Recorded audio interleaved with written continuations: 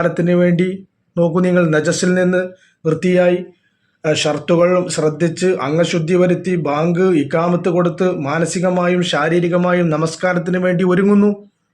അത് 10 മിനിറ്റ് നീണ്ടു നിൽക്കുന്ന നമസ്കാരത്തിന് വേണ്ടിയാണ്. 8 ദിവസം മാത്രമുള്ള ഹജ്ജ് കർമ്മത്തിന് വേണ്ടി മാസങ്ങളുടെ തയ്യാറെടുപ്പുകൾ നടത്തുന്നു. എങ്കിൽ 1 മാസം നീണ്ടു നിൽക്കുന്ന റമദാനിന് വേണ്ടി എത്രമാത്രം നാം ഒരുങ്ങേണ്ടതുണ്ട് എൻ്റെ പ്രിയമുള്ളവരെ. വാനലോകത്ത് 1 വർഷത്തോളമായി തയ്യാറെടുപ്പുകൾ പൂർത്തിയായിക്കൊണ്ടിരിക്കുന്നു. ഒരു റമദാൻ കഴിഞ്ഞാൽ അടുത്ത റമദാനുള്ള തയ്യാറെടുപ്പ്.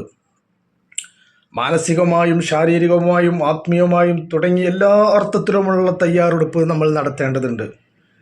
നമ്മൾ വളരെ ശ്രദ്ധിക്കപ്പെടേണ്ട, അക്കമിട്ട് മനസ്സിലാക്കേണ്ട ചില കാര്യങ്ങൾ പറയുകയാണ്. 1, റഹ്മത്തിൻ്റെ മാലാകമാരെ സ്വീകരിക്കാൻ വീടും പരിസരവും മാലിന്യമുക്തമാക്കണം. അതുപോലെ തന്നെ അനാവശ്യ ബന്ധങ്ങൾ, കൂട്ടുകെട്ടുകൾ ഒഴിവാക്കുക. ഹറാമാകുന്ന ഇടപാടുകളിൽ നിന്ന് ഒഴിവാക്കുക. നോമ്പിനും തറാവീഹിനും മറ്റു ഇബാദത്തുകൾക്കും കോട്ടം വരാത്ത നിലയിൽ തൊഴിലുകൾ, ജോലികൾ ക്രമീകരിക്കുക. TV, മൊബൈൽ തുടങ്ങിയ അനാവശ്യ മേഖലകളിൽ, ഗ്രൂപ്പുകളിൽ, ആപ്പുകൾ അതൊക്കെ നമ്മൾ ഒഴിവാക്കുക. ഈ റമദാനിനെ മാനിച്ചുകൊണ്ട് രോഗികൾ ഡോക്ടറെ കണ്ട് വേണ്ട ഉപദേശ നിർദ്ദേശങ്ങൾ സ്വീകരിച്ച് ആ രൂപത്തിൽ നോമ്പിന് വേണ്ടി തയ്യാറാവണം. നിത്യരോഗികൾ നിത്യമരുന്ന് കഴിക്കുന്നവരുണ്ടാവും. അതുപോലെ റമദാനിന് വേണ്ടി ഭക്ഷ്യവിഭവങ്ങൾ കരുതുമ്പോൾ ഇല്ലാത്തവരെ കൂടെ നമ്മൾ, പാവപ്പെട്ടവരെ കൂടെ നമ്മൾ പരിഗണിക്കുക. കടകമ്പോളങ്ങളിലെ അനാവശ്യ കറക്കങ്ങൾ ഒഴിവാക്കാൻ പെരുന്നാൾ വസ്ത്രങ്ങൾ വരെ മുൻകൂട്ടി നമ്മൾ തയ്യാറാക്കുന്നത് നല്ലതായിരിക്കും. അതുപോലെ പിണക്കങ്ങളും അലോഹ്യങ്ങളും മാറ്റി ബന്ധങ്ങളെ ഊഷ്മളമാക്കാൻ വേണ്ടി നമ്മൾ തയ്യാറെടുപ്പ് നടത്തണം. അത് ഏറ്റവും വലിയ പ്രധാനമാണ്.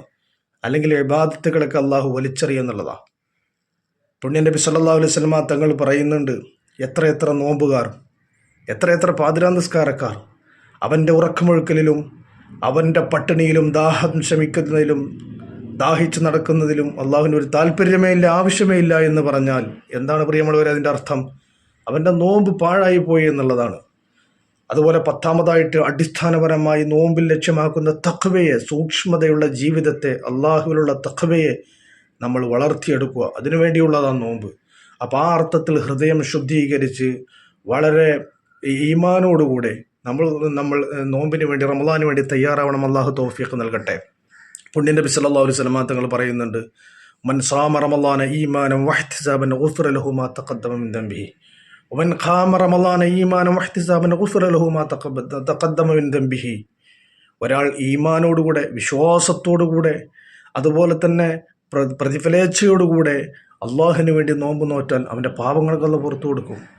അതേ രൂപത്തിൽ തറാവീഹ് പോലത്തെ, ഖിയാമുൽ ലൈൽ പോലത്തെ രാത്രി നിസ്കാരങ്ങൾ ഈമാനോടുകൂടെ, ഇഹ്തിസാബോടുകൂടെ, അള്ളാഹുവിനുള്ള പ്രതിഫലേച്ഛയോടുകൂടെ ആഗ്രഹിച്ചുകൊണ്ട് പരിപൂർണ്ണ ഈമാനോടുകൂടെ നിന്ന് നിസ്കരിച്ചാൽ പാപങ്ങളൊക്കെ പൊറുക്കും.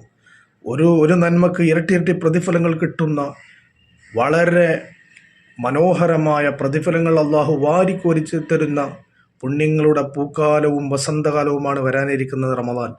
അള്ളാഹുവെ, ഞങ്ങൾക്കതിനെ വരവേൽക്കാൻ നീ തൗഫീഖ് നൽകണേ തമ്പുരാനെ. പരിപൂർണമായ രൂപത്തിൽ റമദാനെ ഉൾക്കൊണ്ടുകൊണ്ട് അമൽ ചെയ്യാൻ നീ തൗഫീഖും ആഫിയത്തും ആരോഗ്യം ദീർഘായുസ്സും നൽകണേ അല്ലാഹ്. രോഗം കൊണ്ടോ മറ്റു പ്രശ്നങ്ങളെ കൊണ്ടോ ഒരു നോമ്പ് ഞങ്ങൾക്ക് നീ നഷ്ടപ്പെടുത്തരുതേ അല്ലാഹ്. ഒരു തറാവീഹ് നഷ്ടപ്പെടുത്തരുതേ അല്ലാഹ്. ഒരു ഖുർആൻ പാരായണം ഞങ്ങൾക്ക് നീ നഷ്ടപ്പെടുത്തരുതേ അല്ലാഹ്. പരിപൂർണമായി അമൽ ചെയ്യാൻ നീ എല്ലാവിധ നിൻ്റെ പൊരുത്തവും റിളയും തൃപ്തിയും ആഫിയത്തും ആരോഗ്യവും അനുഗ്രഹങ്ങളും നീ നൽകി ചൊരിഞ്ഞു തരണമേ തമ്പുരാനെ. നാളെ പരിശുദ്ധമായ റമദാനു ശരീഫ് കോടാനുകോടി മനുഷ്യന്മാർക്ക് മഹ്ശറയിൽ 2 രൂപത്തിൽ സാക്ഷി പറയുമ്പോൾ അള്ളാഹുവെ, ഞങ്ങൾക്ക് ഖൈറായ രൂപത്തിൽ അനുകൂലമായി സാക്ഷി പറയുന്ന സാലിഹീങ്ങളിൽ, മുത്തഖീങ്ങളിൽ ഞങ്ങളെ ചേർക്കണേ അല്ലാഹ്.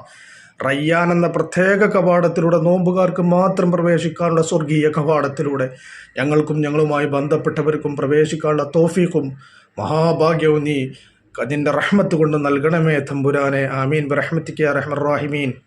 വആഖിറു ദഅവതി അനിൽ ഹംദുലില്ലാഹി റബ്ബിൽ ആലമീൻ. എല്ലാവരോടും ദുആ വസിയത്തോടുകൂടെ അസ്സലാമു അലൈക്കും വറഹ്മത്തുള്ളാഹി വബറകാതുഹു.